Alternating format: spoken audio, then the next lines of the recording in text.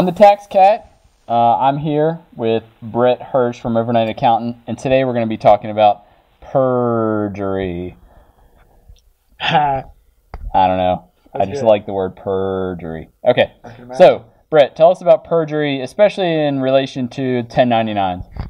Well, very important you file your 1099s. The IRS for many, many years have been trying to wrangle in compliance of 1099s by small businesses in particular because they know for a fact that the number one reason taxes aren't paid in the United States is because small business owners do not file their 1099. So you ask about the perjury issue. I think it was 2011, I believe.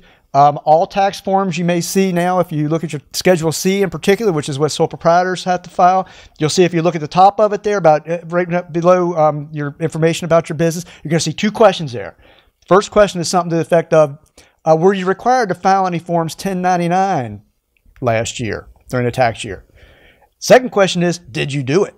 So if you didn't do it, you can be hit with heavy penalties. Now, the reason when you sign your tax return, you're signing under penalty of perjury. Basically, what that means is when you say yes or no, you filed your 1099 form, you're basically telling the IRS you know all the 1099 rules, and you're answering that question whether you filed it or not. And then if they say you were required to file it, and you say yes or no whether you filed it, you're telling on yourself. So it's a catch-22 question. So you really need to know the rules. That's why we created the course, 1099 Basics for Small Business, because we want to keep you out of trouble.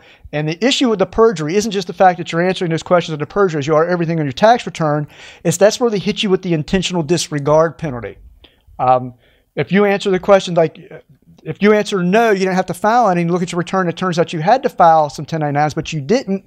Guess what? You answered that first question, you know the rules, and you weren't required to file any 1099s. So if they look at your return and they see a lot of contract labor or rents on that on your Schedule C, they can hit you with intentional disregard, because that basically means you knew the rules. You said you knew the rules whenever you checked that box yes or no, and you didn't file your 1099s anyways. That's where you get intentional disregard penalty, and that's why it can be so easily assessed nowadays on small business owners. Very important you know the rules. 1099's Basics course, it's very important. The penalty be up to $1,060. Right now it's adjusted for inflation, but that's for each 1099 that you don't file, that you should have. Tax guy. Wow, that's pretty bad. So, in summation, perjury, not cool.